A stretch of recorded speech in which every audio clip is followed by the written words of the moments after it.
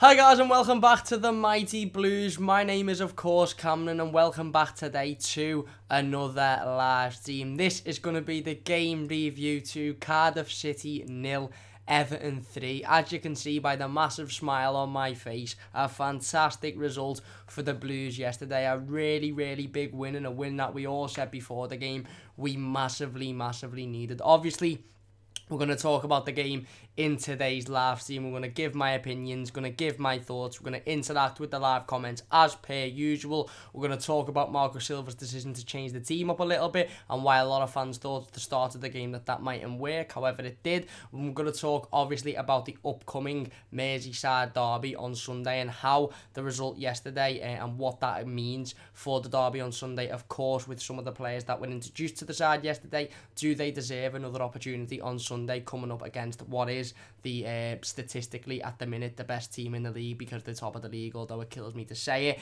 Of course, we're going to talk about Gylfi Sigurdsson, we're going to talk about Calvert-Lewin, all of that as well, and we're going to talk about overall for me what was, listen, it wasn't a perfect performance by all means. I think we started the game quite sloppily, and I'm not going to go too much into negatives in this team because it'd be really silly of me to do so, because we've just won a game away from home 3-0 after, you know, a really poor run of results and after a 17-day break as well. So it's really a massive result, and it's probably the best result we could have wished for going into the derby on Sunday. But listen, it wasn't all, you know, gloom. It wasn't all it wasn't all diamonds and perfection. You know, we started the game quite poor, I thought. I think we were sloppy in possession. I think we looked a little bit tired, even though we've had that rest. And I think we looked a little bit sloppy on the ball. But I think the key thing for me yesterday was as soon as we got that first goal, we grew in confidence. And then we got the second one, and we grew in even more confidence. And then by the time we got the second goal, with about 25-30 minutes to go at the end of the game, you could tell we were winning that game of football, and you could tell we were much the better side. And Marco Silva said this previously. He said it in previous press conferences. He said it before other games. You know, he believes this team has the ability and the football brain to play how we want to play. It's just a confidence issue, and you know, that's something that you know, a manager would usually say if the players aren't playing well, and fans would say, yeah, whatever, that's just an excuse. You know, how can it be a confidence issue? They're clearly not just, you know, good enough to play the style of football you want to play. But yesterday, I think, you know, Marco Silva might have had a point with that, because like I said, we didn't start the game fantastically, but as soon as we got the goal, we grew in confidence. Gylfi Sigurdsson grew in confidence, the rest of the team grew in confidence, and then, you know, we started to perform a lot better. The, you know, players like Adisa Gay started to get their foot on the ball. They started to play some nice passes. Morgan Schneiderlin for me was absolutely fantastic yesterday. We'll talk about him in just a moment, of course. And like I said, listen, I'm not putting it down to confidence, the results in the last few weeks and months. I'm not putting it down to the fact that we were just void of confidence, because we had a big win. By the way, on Boxing Day, we had a massive win. We beat Burnley 5-1 away from home, and if that didn't install confidence into the team, then I don't know what would have.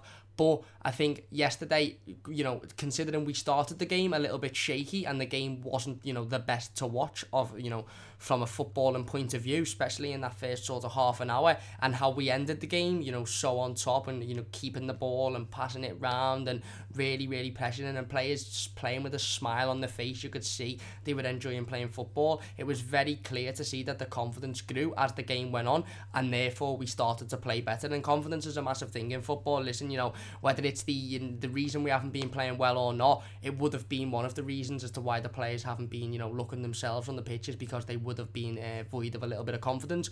We seen yesterday what confidence can do, and we seen what getting a goal or two can do to a team, and what taking our chances can do as well. You know, listen, at the end of the day, yesterday we didn't have a bucket load of chances. We had, you know, 3 clear-cut chances really, and we scored them. You know, we had 3 massive opportunities and we put them in the back of the net, and we ended up winning the game. And you know, that was the difference yesterday between us and Cardiff, as we had the chances and they didn't, and then we grew in confidence as the game went on. And as soon as it went 2-0, although it is probably the most dangerous scoreline in football, I just thought, you know, this is over now.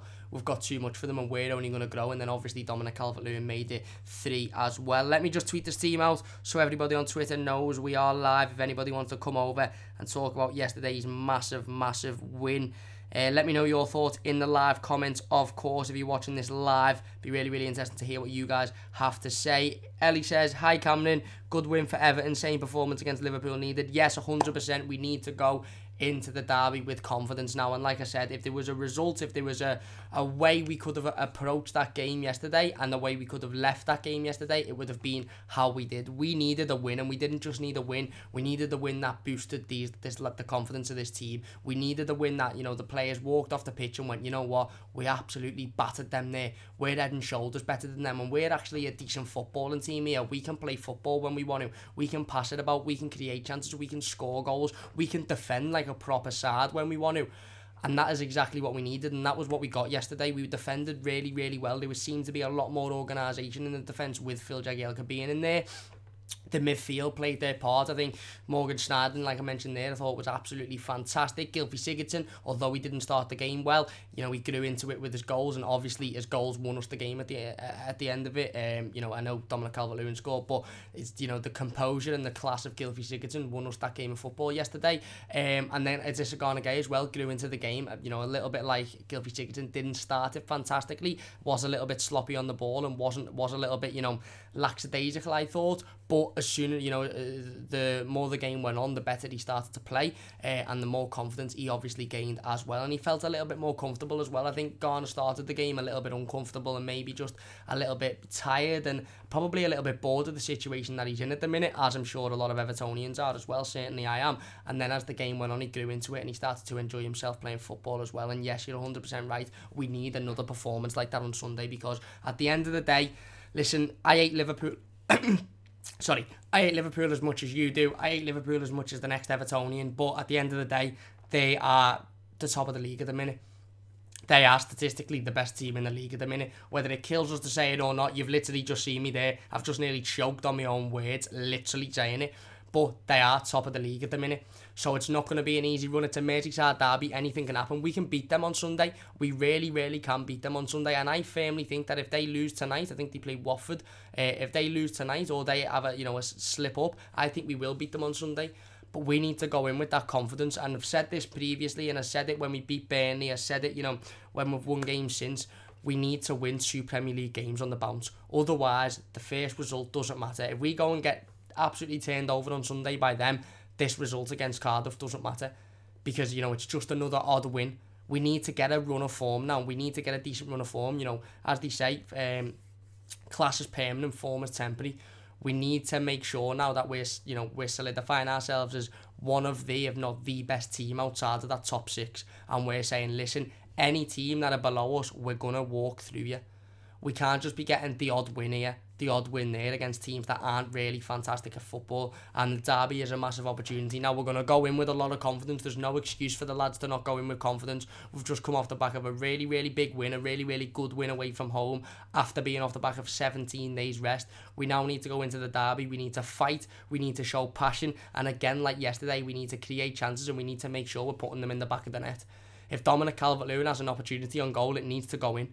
If Gylfi Sigurdsson has an opportunity on goal, it needs to go in on Sunday. And we need a very similar performance in terms of confidence-wise, especially in that second half yesterday. Craig 90 says, I was at the game, Cam, as I live in South Wales. Big win. It showed our players have more quality than Cardiff's. We still need to play better if we are to get anything from the derby, though. I agree. Like I said, I think the start of the game wasn't good enough. I think the first 25 to 30 minutes weren't good enough. I think we were sloppy on the ball.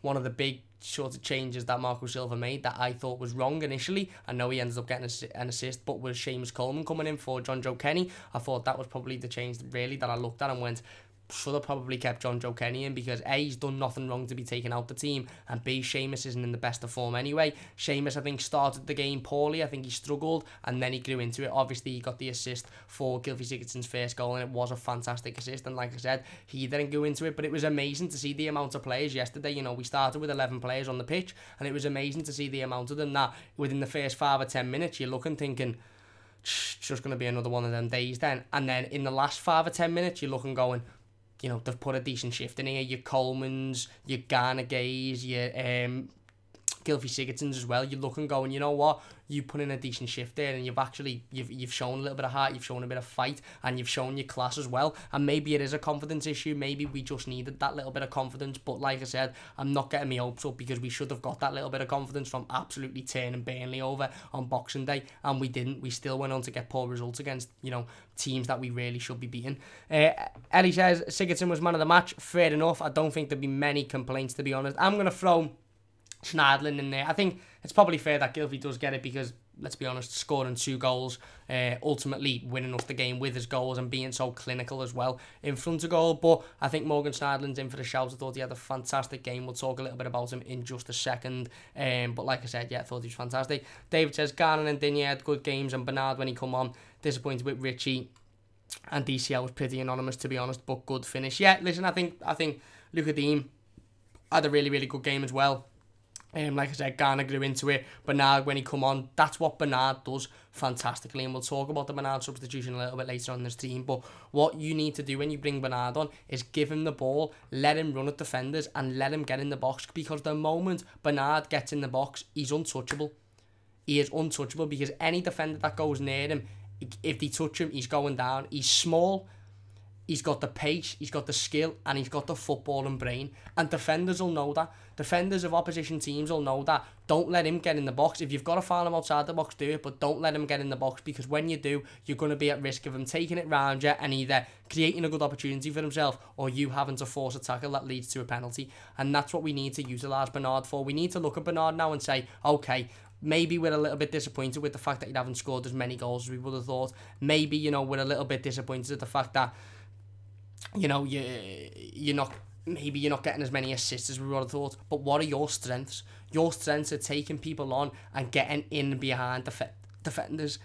Sorry, bloody dying here. Getting in and behind defenders and getting in the positions that, you know, other natural sort of wingers can't get into. And let's utilise that. If we're utilising that by bringing them off the bench in the 60th, 70th minute to run at tired defenders, then fair enough. If we're starting him on Sunday, then he needs to getting in behind Liverpool's defenders, and he needs to be making sure that he's putting himself in a position where A, he can either create a fantastic opportunity for himself or one of his teammates, or B, he can get himself into a position where he can't be fouled, and if he is fouled, it's a penalty, and then that works for us, of course. And in terms of Richarlison, yeah, listen, I think I don't want to, because it was a massive win, but if I was to pick, you know, the poorest player on the pitch yesterday, it would probably be Richarlison for me, the Richarlison or Walcott. I think he was pretty anonymous. I think he felt that as well. I think he was disappointed with his performance, as you've seen when he was taken off. He wasn't best pleased, but listen, he's a young lad. He's 21 years old. He's a Brazilian. It's only his 2nd season in the Premier League, his 1st season at Everton. He's going to take time. He's our joint top goal scorer this season with Gylfi Sigurdsson. Before yesterday, he was our top goal scorer. So it's important to understand that. And it's really important that we're patient with Richarlison and we give him time. Yes, he is a little bit frustrating. Yes, sometimes, like yesterday, he doesn't have the best of games. But like I said, we need to give him time. We need to be patient with him, because he's got the talent very clearly. He's got the potential. He just needs coaching a little bit more into that role. And in terms of Dominic Calvert-Lewin, I just think Dom didn't get much yesterday. I just don't think he got enough service from the wingers, from the players around him. I just don't think he got enough service. And when he did, he got a fantastic ball by Idrissa Gana Gueye and he finished it. And that's what he does. And I'm going to go out on a limb here, and you know, some people might disagree with this, and I know for a fact people will disagree with this, because I've seen people in the live comments, I've seen people in the comments before saying they don't think Dom's good enough, but I actually think Dominic Calvert-Lewin's a really, really good striker. Don't get me wrong, I don't think he is at the standard to be on number 9 week in, week out yet. I still think we need a striker in the summer, 100%, don't get me wrong, but I think when you give Dom an opportunity, 8 times out of 10, he tends to do something with it. I think in the air, he's fantastic. He's constantly winning balls. And like you seen yesterday, that shot was from, you know, outside the box. He had the defender next to him. That decision-making to the keeper's off the line, I'm going to hit this, is fantastic. There've been a lot of strikers that had thought, right, I'm going to try and take the keeper on here. I'm going to try and chip it. But he didn't. He done the simplicities and he put the ball in the back of the net. And that's what, you know, a natural striker will do. Yes, he's not the finished article. Yes, he will still need some coaching. And yes, you know, like I said, I still think we need another striker, but I think Dominic Calvert-Lewin would massively benefit from having another striker next to him, massively benefit from playing in a, you know, a 4-4-2 formation or a formation with a second striker, and I actually think he played okay yesterday, in my opinion. LCFC Boyer says, hi, nice overlay, mate, thank you very much, LCFC Boyer. Ellie says, who do you think will finish higher, Everton or Leicester, and LCFC boy says Leicester, of course, because he's a Leicester fan. I'm going to say Everton, because back your own team. Ellie says, thoughts on Rodgers to LFC. But yeah, fair enough. Mac and Cheese says, I was there. I think that the atmosphere we created really helped the lads. My philosophy is results create atmosphere. Atmosphere helps results. And that is 100%. That is a fantastic philosophy. And I do agree with that. The fans, the support yesterday for the Blues in Cardiff was absolutely unbelievable, considering how long the journey is. It was a Tuesday night. A lot of the fans that had gone down would have been in work the next morning, aka this morning. But the fans were absolutely unbelievable. You heard them from start to finish. They were singing the players' names. They were singing the Everton songs, and it was absolutely fantastic. And you know what? I agree. I think results do create atmospheres, and I think atmospheres help results. I think it's a relationship where it really is 50-50. It really is give and take. You know, a lot of people sit there and they say, well, maybe the players aren't playing fantastically well because we don't bother singing at Goodison. And then fans will say, well, if the players were playing well, we'd bother singing. Why should we bother singing if the players aren't playing well? It's that sort of back and forth relationship, but I 100% agree. You know, fans, obviously, there's no question about it, help players when they're up on their feet consistently singing, and when that atmosphere is unbelievable, and players help the fans get to that stage when they show a bit of fight, when they show a bit of passion, when they show a little bit of heart, and when they show, you know what, I want to play for this team, I want to win this game of football, so I'm going to give it everything. And then the fans get riled up, and then that's what creates the atmosphere. If you are enjoying this team so far, please do leave a like. Really does mean a lot to me. I think we're 3 subscribers away from 400 as well. So if you haven't subscribed already, please do so. And if you know you have subscribed and you know somebody that supports Everton or would enjoy the content, please do share the channel with those, and share the videos as well. We really do appreciate it. Of course, literally the support has been absolutely unbelievable recently. Another 600 odd views on the instant match reaction yesterday is just absolutely madness. And like I said, 3 subscribers away from 400 is just mind-blowing, and I can't thank you guys enough. I really can't. It really does mean a lot to me. LCFC boy talk says, great manager about Brendan Rodgers. David says, Bernard is the next Messi. Maybe. I hope so. LCFC says, Bernard is poor in my opinion, neither winger for you guys. I don't agree with that one. He turns you guys apart at the King Power Stadium. I don't agree with that one. Not really messing. Opinion's an opinion, of course, and that is fair enough. And then there's a little bit of banter going on there between Mac and Cheese and LCFC. But yeah, David says, no chance Bernard is being replaced. Watch him after the pre-season. He's going to light it up next season. I agree with that one. And Mac and Cheese says, yeah, wouldn't mind seeing if we could get another centre-back. I'd love to see a rotation like our left-backs, Baines and Digne. And again, I do think we will be looking at a centre-back in the summer. I think a centre-back. I think a centre-forward. I think possibly a right-back, depending on how Marco Silva and Marcel Brands see Mason Holgate's future. Obviously, he's doing fantastically well on loan at West Brom. It is only the Championship, but, you know, like I said, he's lighting it up both in terms of attacking and defensively. But I do think we'll probably be after a right-back as well, and maybe potentially a right-winger. Who knows? But I think a centre-forward and a centre-back will be on the list for Marco Silva and Marcel Brands in the summer. Anyway, we'll talk about the starting 11 that Marco Silva put up, because I think it's only fair enough that we talk about it. I've done a new sort of graphic now, and I'm going to do it in every game review. Obviously, we do the predicted starting 11 in the game previews. We do what I think the 11 will be. So what I'm going to do in the reviews is I'm going to put the actual starting 11 up there, and we're going to talk a little bit about it. Obviously, the game has been now, so we know how players have played. We know, you know, if it worked or if it didn't work. On this occasion yesterday, of course, it worked. On other occasions, it won't work. So obviously, we'll talk about it after every game. So Marco Silva lined up in a similar formation as to the one that he pretty much always lands up with. And he lands up with a team that I think was a team that we would have most likely seen right at the start of this season when he first took over as Everton manager. Obviously, we seen Phil Jagielka come in. That was to be expected. We sort of expected that one in the game preview because Yerry Mina was still a doubt. Although Yerry Mina was on the bench, I'm not too sure why Yerry Mina's on the bench if he's not fit. Surely if you're on the bench, you're fit.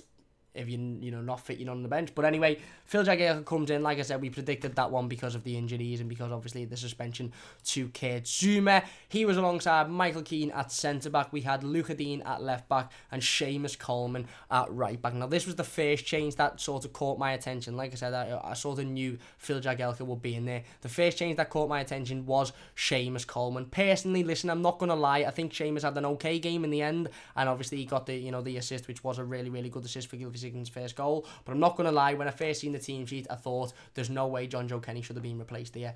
Because for me, he was playing well. He hadn't made you know, a significant mistake.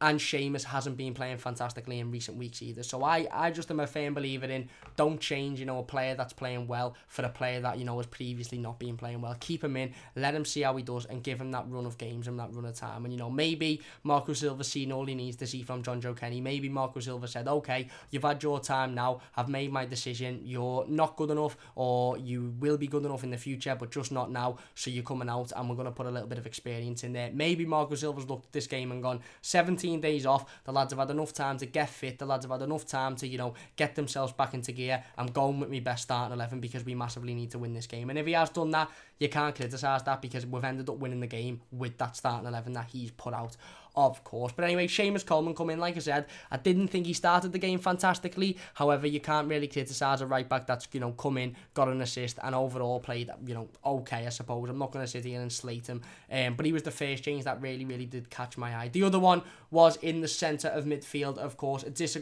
partnering up with Morgan Schneiderlin. Now, we sort of knew Adisa being there as per usual. He's still an Everton player, despite his comments during the break, despite his, obviously, his willingness to want to leave the club in January. He's still an Everton player, so it's pretty much guaranteed he'll play for Everton. But the change next to him, Morgan Schneiderlin coming in for Andre Gomes. Now, you know, this has been spoken about for weeks now, as Andre Gomes getting a rest. Andre Gomes coming out the team, you know, having a couple of games where he just sits on the bench and he just watches from a sideline, because, listen, Andre Gomes is an absolutely fantastic footballer. Obviously, when he first broke into the team, he was playing absolutely fantastically well. You know, we were looking at him thinking, let's do anything we can to sign this lad, because he really is unbelievable. Is he the next Mikel Arteta? So on, so forth, you know.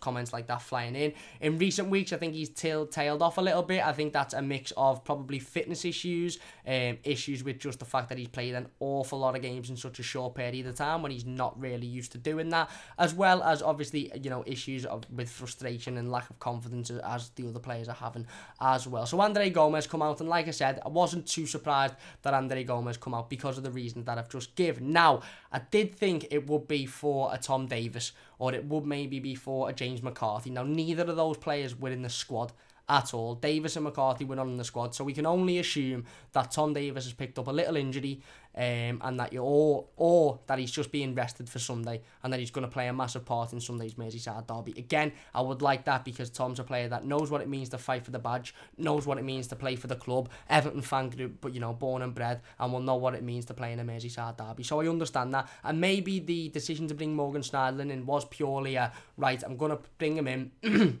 because he's not likely to play on Sunday, and you know, I want Tom to be available on Sunday, and I want James to be available for the bench on Sunday. So Morgan, you're going to have this game. It's away at Cardiff, shouldn't be too much of a test. Go out and see what you can do. And I think, personally, Morgan Schneiderlin has surprised Marco Silva, and I think he surprised me as well. And in fact, I know he surprised me, and I'm pretty sure he'll have surprised a lot of you guys watching this video, whether you're watching it live or watching it as a YouTube video. For me, yesterday, Morgan Schneiderlin was absolutely fantastic. I'm not going to hide it. Listen, I've been the first person to sit there and say, you know, Morgan Schneiderlin ain't good enough for Everton. He's too negative, he's not fast enough, and he doesn't show enough effort or heart. Therefore, we should sell him. I've said that multiple times, and I'm not going to now shy away and go, oh, I've never said that. I've always said I trusted in Morgan Schneiderlin. I'm not going to, because that'll be a lie, and I'm not here to lie. I've said that.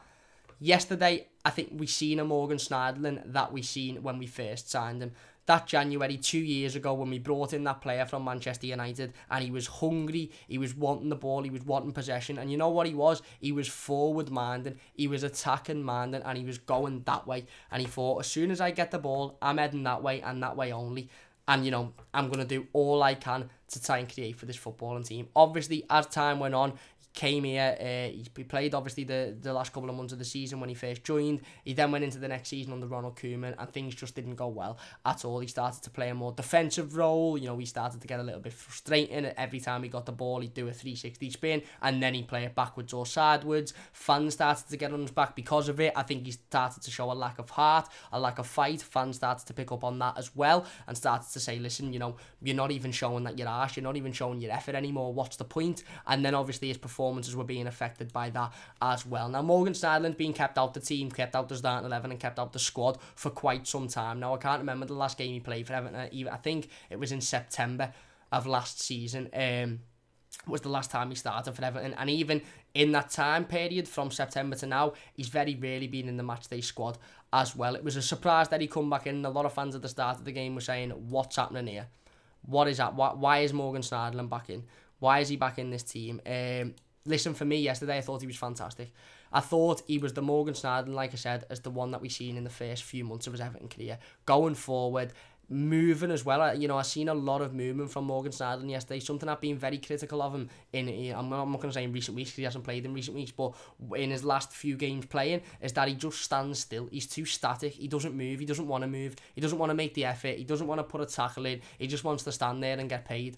And that's not good enough. And I've got no time for that. And anybody, whether it's Schneiderlin, Sigurdsson, Walcott, Richarlison, anybody that approaches an Everton game and puts that blue shirt on and things like that can piss off for all I care and go and play for someone else. Yesterday we seen a Morgan Schneiderlin that looked hungry. Looked like he wanted it. Looked like, you know what, I'm going to get the ball and I'm going to pass it and move. And I'm going to continue to do that. It was a Morgan Schneiderlin for me that was playing as a centre midfielder and not a central defensive midfielder. And that was what helped him yesterday. I thought on the ball, he played really, really well. He played a couple of dodgy passes, but that was to be expected because he hasn't played football in so long. But I thought his movement off the ball as well was magnificent. He was moving for players. He was giving the ball and he was going. He was picking it up. He was deciding where he was going to pass it. He was making the pass and he was going. And, you know, something that really surprised me was a lot of them passes were forward. Obviously, I think the pinnacle of his game was that fantastic pass to Seamus Coleman for the first goal. You know, we've just spoke about then how much of a fantastic assist was by Seamus Coleman, but the pass from Morgan Schneiderlin to him is absolutely unbelievable. It's perfectly timed, it's perfectly weighted, it gets straight through to Seamus Coleman, beats the defender, and Seamus literally has to put it into the box and Gylfi's sitting there to wait to tap it in. Don't get me wrong, it's a fantastic pass into the box by Seamus Coleman, but all the work is pretty much done by Morgan Schneiderlin. And I think, you know, listen, you have to give credit when credit's due. Whether we sit here and say he's not good enough, whether I've just noticed the comments then in the comment section, David said Morgan's just playing for the shot window. Maybe he is. Maybe Marco Silva's gone out there and said, listen, you're leaving at the end of the season, so you're having this game, you might get another couple of games, you know, play how you want to play, but you're leaving at the end of the season. So if you want to, you know, move to another fairly decent Premier League side, you're going to have to start putting a performance in. Maybe that is the case, but at the end of the day, I don't particularly care because he's not going to be the biggest loss, and it helped us yesterday because his performance was fantastic. Maybe he's thought, you know what, I need to kick my ass into gear here and I need to be in this team week in, week out. Maybe he's thought, we're probably good, you know, the team probably going to sign, the club probably going to sign Andre Gomez, and if they do, I'm going to get nowhere near this team. So the opportunities I do get, I need to take. And like I said, I thought he played really, really well yesterday, and you've got to give credit when credit's due, because I'd be the first person to come on here, and if they, you know, if we'd have been beaten yesterday, and I'd have had this team up here, I'd have had a, you know, shocking game, I'd have been the first person to come on and say he was absolutely shocking and shouldn't be anywhere near the squad. So I think it's only fair that I come on and say he played really, really well. And for me, I'm going to put a question out here, answer it in the live comment. If you're watching this as a YouTube video afterwards, you can answer it in the YouTube comment section as well. Should Morgan Schneiderlin play on Sunday against Liverpool? Let me know your thoughts. Before we talk about the rest of the team, I'm going to dive straight into the live comments because there has been a lot and I want to make sure we do discuss every one of them. Where are we? LCFC Boy says, tweeted you out, mate. Thank you very much, LCFC Boy. Thank you very much for that. And he also says, and he also says, but who hasn't taught us about the King Power? Fair enough. Panther Lee says, next season Leicester will get relegated. I'm not going to go into the relegation talk for next season when it's really not over for this season. Jonathan says, any truth in the Mounier rumour? I have seen the rumour, but I wouldn't hold it to it. It's paper talk at the minute. Again, there's probably not much truth in it, but I'm not in a position to say whether there is or there isn't, to be honest with you. I haven't got an insight knowledge into the club. I don't know something that you guys don't. I literally just know what you know. So I'd say that it's probably not true, but don't, you know, be completely surprised if we ended up signing him. Mac and Cheese says, look, I love Richie and he's gotten us a lot of points, but he needs to realise that he isn't Messi. He's still young, developing kid, and has to realise that he has to assist others. 100%. Really, really good comment there by Mac and Cheese. 100%. Listen, Richarlison a couple of times yesterday, his frustration, I think, tempted him to try and do something magical, try and do something spectacular that everyone went, wow. I remember one time when a ball come over to him in the box, and whereas he could have took it down, beat his man, and he'd have had the shot on target, or he'd have had the opportunity to put the ball back into the box. He tries to flick it over his head, and in doing that, he just flicks it up, and the defender nods it away. And I think Richarlison sometimes can be guilty of trying a little bit too hard. Sometimes he can be guilty of trying to do something that maybe he's not at the level to do. Maybe he's not capable of doing. If Richarlison done the basics, he'd be one of the best players in the Premier League. If every week he just went out and went, you know what, I'm going to do the basics today. And then anything special that comes can come. But I think sometimes he approaches games thinking, I need to do something magnificently special here, to get me names in the starlights. And I think that'll only come with time and with development. Like you've said, he'll learn that, he can't approach games of football like that. Mac and Cheese says, because last night he had a few chances where he could have crossed it, but he tried to take the man on and get a goal, 100%. LCFC Boyer says, next year Everton will spend 150 million plus and not finish in the top 10 again. A little bit of banter going on here. A little bit of banter. I'm not too sure about that. I think we will finish in the top 10. Panther Lee says top 4 next season. Won't go that far. Craig 90 says, I was only sat in the train station 5 minutes and could already speak fluent Polish. Is that in Cardiff, I take it that is? I'm not too sure. Panther Lee says, in 3 years left, we'll be playing in Division 2. The banter's flowing here. I'm not gonna read any more of the comments about Leicester and Everton banter. It is quite funny, so fair enough. And LFC Boy says, like this chat, not gonna lie, good banter. Yeah, love a good bit of banter. It's all a joke, innit? Nothing too serious, of course. Got no hatred towards Leicester City, unlike the team that we're playing on Sunday. Of course, David says, this is therapy, mate.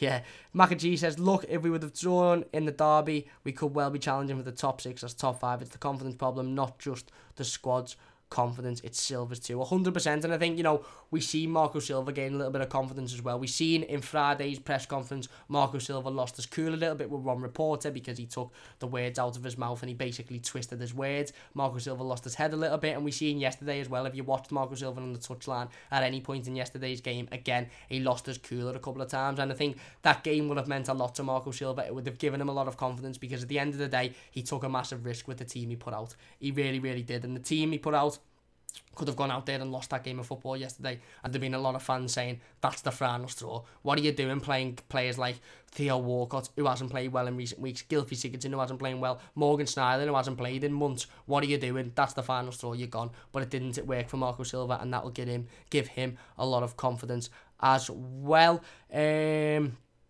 are we up to? LCFC Boy says, I'm going to head off. Good luck in the derby, lads. Thank you very much, and thank you very much for joining this team as well. I really do appreciate it. Panther says, good luck for the rest of the season.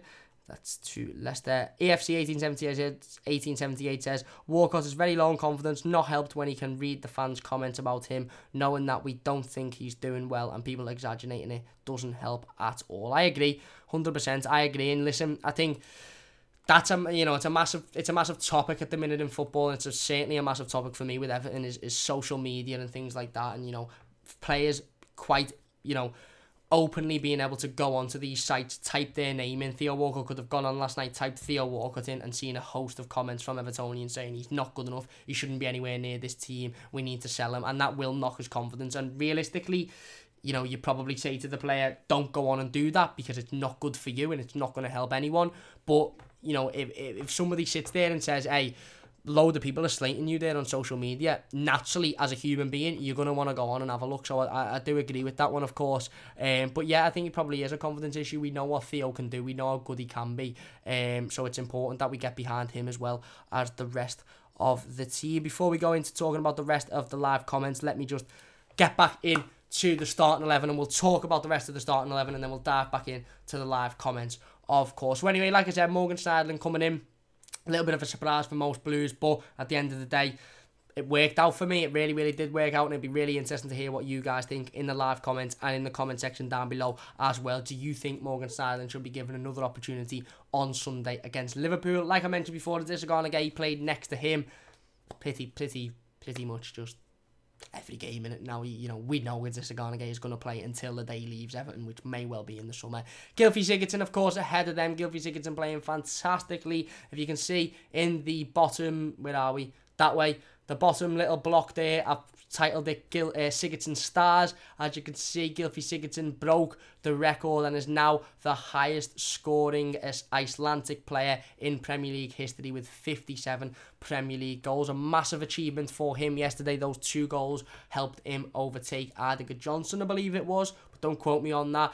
But yeah, like I said, Gylfi Sigurdsson yesterday, again, a player that hasn't been fantastic in recent weeks and months. He hasn't been playing with a lot of confidence. Some fans have been saying that maybe he's not good enough for the side. Some fans have been saying that maybe we need to, you know, look to replace him. Listen, again, yesterday, Gylfi Sigurdsson didn't start the game fantastically. He did look a little bit sloppy here and there. His passing wasn't brilliant. But what he done was he made sure that he was clinical when he got his opportunity. The first goal is a fantastic finish. Yes, it's a great cross. Yes, it's put on a plate if you like, but it's an absolutely fantastic finish. And the second goal is a really, really good poacher's finish as well. He sees the opportunity and he puts the ball in the back of the net, and he only grew with confidence after that. And you could see that. You could see that Gylfi Sigurdsson's game massively improved once he got that first goal, and then massively improved again once he got that second goal. And that's what you want. You want players that improve with confidence. You want players that you know have got the quality, you know have got the ability, and show it. Gylfi now needs to show it week in, week out now, and he needs to go and do that on Sunday. Let's go and see another game from Gylfi Sigurdsson like that on Sunday, where he scores another 2 really, really good goals against the, you know, Liverpool in the derby, where it will mean that extra amount for Evertonians. He's got the confidence now, so there's no excuse. Obviously, a front three of Richarlison on the left, Dominic Calvert-Lewin up front, and Theo Walcott on the right. Now, we just mentioned it there. Richarlison didn't have the greatest of games. I'm not going to go too much into it because I don't want to sit here and be massively negative about the situation. But listen, like we've all mentioned before, like the live comments have said, you guys in the live comments, like I've said, he's 21 years old. It's his second season in the Premier League. The kid's got a lot to learn. At the end of the day, the kid has a lot to learn, and he will learn. He will learn because he'll have the right people around him, he'll have the right coaches around him, and he'll have people telling him, listen, you cannot approach football and games thinking that you're the best thing since sliced bread and thinking that everything is going to go your way. You have to be ready to fight, you have to be ready to be tough, and you have to be ready to put a shift in. And once Richarlison learns all of that, he'll become an absolutely fantastic footballer because he's got the talent, he's got the potential to you know, to be absolutely unbelievable. He just now needs that attitude of, right, this is how I need to approach games of football, and this is what I'm going to do. Unfortunately, yesterday we seen, you know, a frustrated performance from him. He was frustrated himself. I think a lot of Evertonians were frustrated as well, and fair enough. But listen, we won the game at the end of it, so let's not focus too much on that one. Very similarly with Theo Walcott, again, I don't think he was fantastic. I think he's lacking a little bit of confidence at the minute, like EFC 1878 rightly said. And I think, you know, it's only going to be a matter of time before Theo gains a little bit more confidence and we start to see the Theo Walcott that we seen at the end of last season. Whether Theo's good enough to start week in, week out for Everton is a different question for a different day. But at the minute, he's our right winger and he's the player that's playing there and will be the player that's playing there, probably, you know, alongside Theo, alongside Ademola Lookman, sort of rotating that partnership for the rest of the season. So until the summer, when we can sign a player, or we can say to Ademola Lookman, you're going to now be this player that plays week in, week out on the right-hand side, then Theo's going to be there. So we need to make sure that we're getting behind him, we're supporting him, and obviously we're backing him to get that confidence boost that he needs. Dominic Calvert-Lewin starting up front, of course. Listen, again, I've said it before in the stream, and it might get a little bit of hate, it might get a little bit of comment, but I really, really do rate Dominic Calvert-Lewin. Don't get me wrong, I'm not going to sit here and say he's good enough to be our number 9 going forward. He's the best thing since sliced bread. I'll put a disclaimer out there now. I think we still need a striker, 100%, and I don't think Dominic Calvert-Lewin is ready to be our number 9 going forward. However, I think he's got the potential to be our number 9 in the next few years, and I think he's already showing that he's quite clearly a very good striker. He can score goals and he's winning headers. I think Dominic Calvert-Lewin, I said it earlier on in the stream, would massively benefit from having somebody next to him, from having a centre forward next to him that, you know, is on the end of him, on the end of the balls when he's winning headers, because he's constantly winning the ball in the air, he's constantly winning headers. It's just the case that there's nobody around him, there's nobody near him, there's nobody behind him to run onto that, and Dominic Calvert-Lewin would massively benefit from Everton bringing another striker in the summer and saying, right, you know what, we're going to go 4-4-2, we're going to have Dom and whoever this new striker is, and they're going to play consistently week in, week out, and, you know, this striker is going to help Dom, you know, improve his game. Obviously, Dominic Calvert-Lewin bagging the 3rd goal yesterday, absolutely fantastic play by Idrissa Gana Gueye, and a fantastic, cool finish. Like we mentioned earlier, he could have decided to try and take the keeper on, he could have decided to try and chip it, but he doesn't. He sees the defender next to him, he sees the keeper's way off his line, and he makes the decision to, you know, I'm just going to shoot and I'm going to curl it round him to the point where he's got no chance of saving it and it's into an open goal, and he done. And I thought he played well yesterday. Like I said, he didn't have much, but I think that's as much of that. He didn't get a lot of service. He didn't get an awful lot of service, and you have to sit there and you have to look at it both ways, and you have to think, okay, maybe he wasn't fantastic, maybe he didn't create an awful lot of chances, but did he get an awful lot of service? No, he didn't. So you know, cut them a little bit of slack, in my opinion. At least, if you're enjoying this team so far, please do leave a like rating. So that was the team that we went with. It worked yesterday. It worked. Will it work on Sunday? Will Marco Silva keep the same team on Sunday? We'll discuss that in just a moment. Like I said, if you're enjoying this team so far, please do leave a like. If you haven't already, please do subscribe. We're literally like 3 subscribers away from 400 from when I'm obviously, we might have hit it by now. I haven't had a look, but we're literally 3 subscribers away from 400. So it really does mean a lot if you could subscribe. So Mac and Cheese says, yeah, so good luck for the rest of the season. I hope you do badly. Oh, that's about Leicester, of course. David says, we just mentioned that one about Morgan Stanley playing for the shot window. EFC 1878, sorry, says, last time Morgan played was Spurs 6-2, and he was arguably the best performer in that match. Again, see, exactly. And I think in a game like that, it would be easy to look at the game and the result in itself and go, we were shocking, nobody played well enough, instead of looking at it individually. I think Morgan is now, with that performance yesterday, fans are now sitting back and going, actually, he actually played really well yesterday, and, you know, that's fair enough.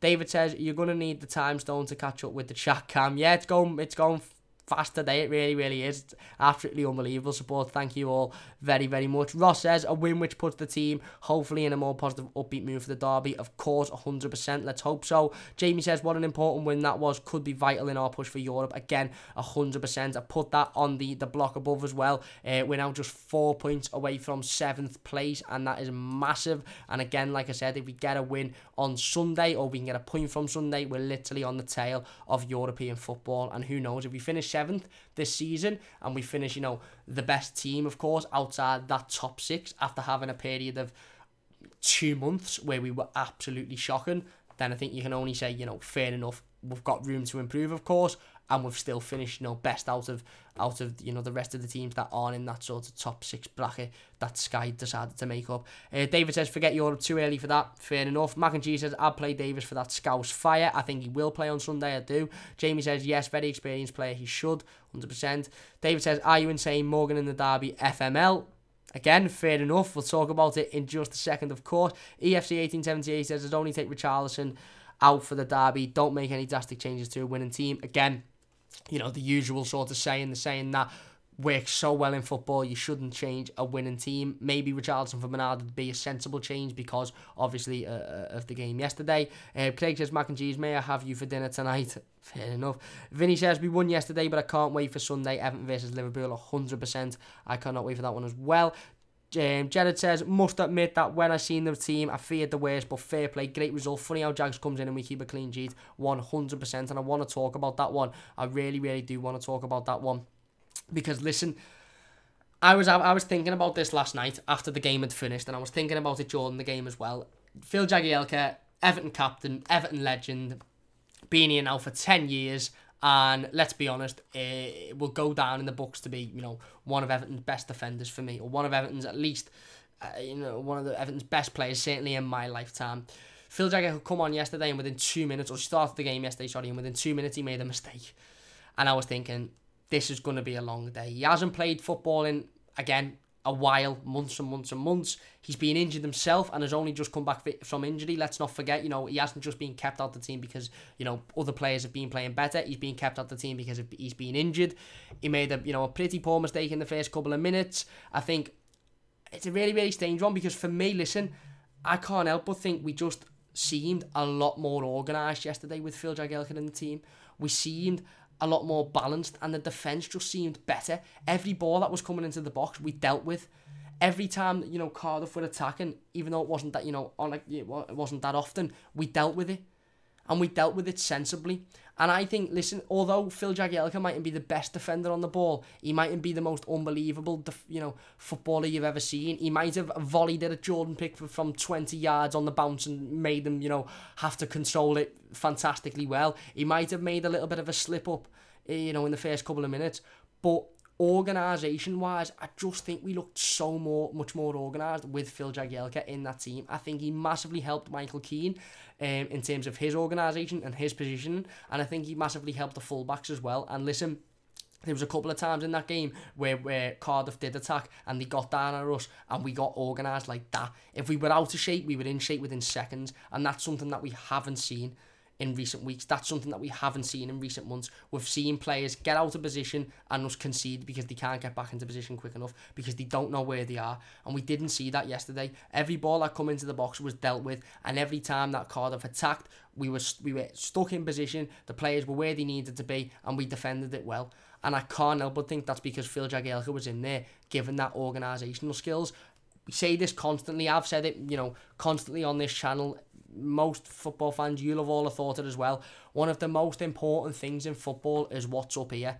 Your footballing brain. You can have all the talent in the world. You can be the most talented, gifted footballer to ever grace this planet. If you haven't got a footballing brain, you won't make it. And although Phil Jagielka mightn't be the most talented footballer in the world, he mightn't have the best touch on him, he mightn't, be the best decision maker, but in terms of organisation and knowing where he needs to be and knowing how to position other players into where they need to be, he's got it up here. And that was very clearly proven yesterday. And again, is he in with a shout to start on Sunday because of that? Or is he just not fit enough? Is he not fast enough? Do you think that maybe he shouldn't be in there because he hasn't got that, yard of pace that he used to have? Or do you think, listen, bottom line is we need organisation on Sunday against a good attacking team, a really good attacking team, let's be honest. So maybe we just need the Phil Jagielka in there to organise the team, and then let's put a centre-half next to him who can, pass the ball, who is, better on the ball effectively. Who knows? Let me know your thoughts in the comment section down below. Of course, David says, we will only beat them on the counter. We need all the pace we have and progressive thinking players, 100%. I think, we need to make the most of our chances first and foremost. And like you said there, we need to make sure that we are pressing them and we are, counter-attacking at every opportunity we get. And David says, come on, Cam, catch up. Oh, chat's going absolutely massive today. Ellie says, do you think Sigurdsson is underrated? No, I don't think he's underrated, to be honest. I'm not going to say it, but no, I don't think he's underrated. I don't. I think fans rate Gylfi Sigurdsson. I just think we scream and wish game in, game out for the consistency for Gylfi. Gylfi was fantastic yesterday, don't get me wrong, and he grew into the game, and his confidence very clearly grew. We need to see that now on Sunday, and then we need to see that next week, and the week after, and the week after. We need to see it consistently now, and not just once in every 10 games, because that's when, it gets a little bit frustrating. David says, not a 45 mil, Ellie, fair enough. Matthew says, are you buzzing for Sunday, Cam? I really, really am. I am. I think we can get something out of Sunday. I think we can hurt them. I think we've got the confidence now. We'll take the confidence from yesterday's game. I think if they slip up tonight, they'll lose confidence. And I think we just need to go for the jugular. If I'm being honest, we just need to go for the throat. And we need to go, you know what? Don't give a shit who you are, how good you've been, whether you're fighting for the challenge, where this is a Merseyside derby and we're going in hard. And we're going to throw the tackles in sensibly, of course. We're going to create the chances we need to. We're going to attack on the counter. And we're going to put the ball in the back of the net at every opportunity we get. And we're going to defend fantastically well as well, like we did at Anfield earlier on in the season. So I'm buzzing for it now. On Sunday morning, Saturday night, I'll be nervous as shit and I won't be looking forward to it because I hate derbies. But at the minute, I am buzzing for it because I just think we had a massive win yesterday, and I think it'd be hard not to be buzzing and looking forward to that after such a big win, knowing that we're going to take that confidence into Sunday. Reason says, Walcott yesterday was at least having shots on goal, which I was pleased to see. The lad doesn't have anything like the service he used to get at Arsenal. Exactly, and he was, he had that opportunity where he was on the right hand side and he attempted to shoot. It would have been an absolutely fantastic goal, but that is exactly what we want to see. We want to see players shooting, we want to see players creating opportunities for themselves and attempting to score, because at the end of the day, if you don't shoot, you don't score. And I've got absolutely no problem with Theo Walcott hitting the ball at goal, whether it goes in or not. Reasons also says, if we move the ball faster and counter teams, we'll see Walcott bag a few more. I also agree with that one. David says, that's the problem, we don't transition quickly. Yes, I agree 100%, and that's something we definitely need to work on. Reason says, Richarlison clearly doesn't rate who he's playing up top with because he doesn't pass at all, even if it's the better option. I don't know whether it's so much as if he rates who he's playing up top with. I just think he's a little bit greedy at the minute. I think, listen, he's a young 21-year-old lad playing in the Premier League that just wants to score goals and just wants the spotlight to be on him and just wants to prove himself, I think, to be honest. I think he wants to prove himself to Marco Silva, and I think he wants to prove himself to Evertonians, and I've not really got much of a problem with that. But yeah, he needs to start thinking about who's around him and what's the better option. I do agree. Ellie says, who do you think will win, Liverpool or Watford? I think Liverpool will win, but with a bit of luck, Watford might get something out of that game. David says, is that a serious question, Helly? David says, if we play that way on Sunday, Mac, we will get absolutely ruined. The message is being deleted, so I'm not too sure what you are talking about. And Max says, I completely forgot defensive-wise, David. Again, not too sure what one you're talking about there. Matthew says, we won last night, but I can't help but think we need legs on Sunday. Need to play Tom to ferret around the pitch with Garner. Firmino, a.k.a. Go most likely out for them. Yeah, Firmino does look like he is going to be injured. He picked up an injury in the last game against Manchester United, of course. And I 100% agree. We need Tom Davies in the team because he knows what it means to play in a Merseyside derby. He knows what it means to play for Everton. And I think he'll be able to get at Liverpool, and he won't be scared, and he won't be afraid. And in recent weeks as well, he's been playing well. Garner, he'll probably, start undoubtedly, but does Morgan Schneiderlin deserve a start? Let me know your thoughts in the comment section down below. I'd be tempted to say after that performance, given that he would perform in the same way or a similar fashion, I'd say that maybe he does deserve an opportunity. Craig 90 says, to be honest, I think Walcott has lost some pace. It used to be like Usain Bolt, but I guess injuries have affected him. Yeah, and that's, it was to be expected, wasn't it, with his age and like you mentioned there, the injuries. If you are enjoying the stream so far, by the way, please do leave a like on it. Really does mean a lot, and it really does help me out. If you haven't already as well, please do subscribe. We're so close to 400 subscribers now, so it would mean a massive amount to me. John says, out with Snadlin and Jagielka for Sunday, Gomez and Zuma in. Fair enough. EFC 1878 says, we didn't concede against Wolves until Jags was suspended. When Jags come on at Chelsea, he made an important clearance and a clean sheet on his return. 100% defensive record for Jags. Mad.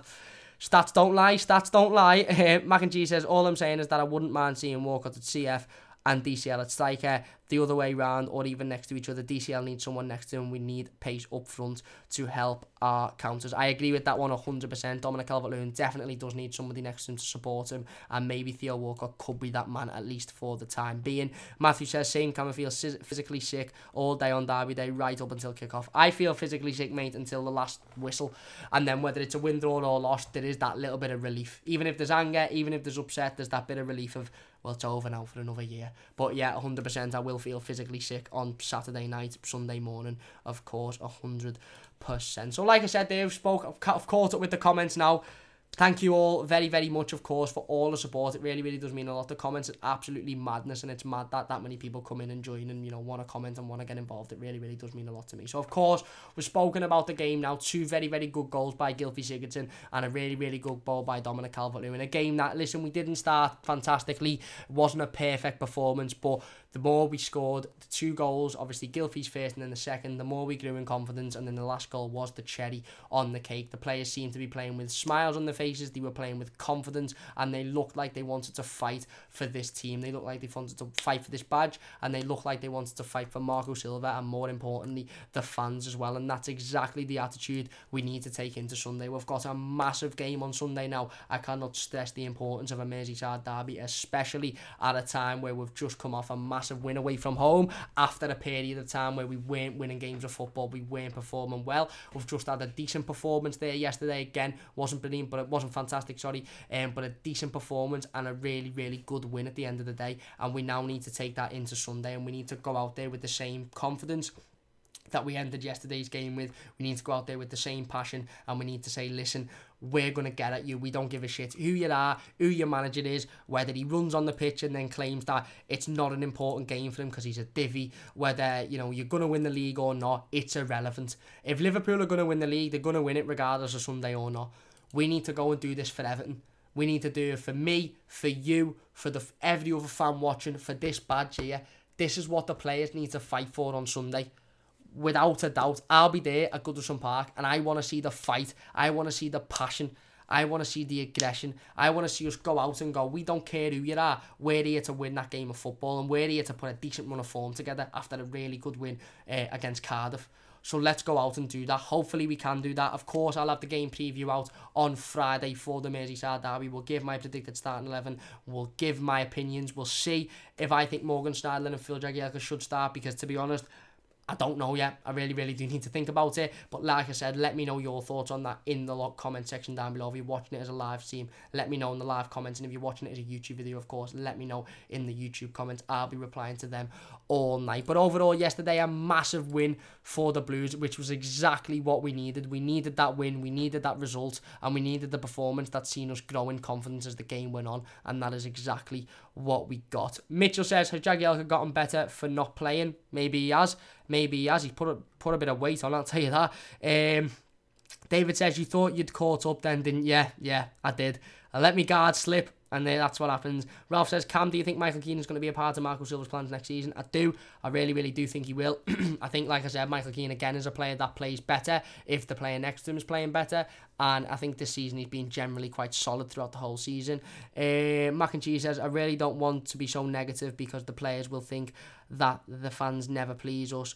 But we don't want to be blind to the negatives just because we won. 100% exactly, and that's why I've tried to, start the scene by saying, listen, it wasn't a perfection of performance. It wasn't unbelievable. You didn't look at it and go, we'd beat any team playing like that. You didn't, because the first 15, 20 minutes, we were shocking.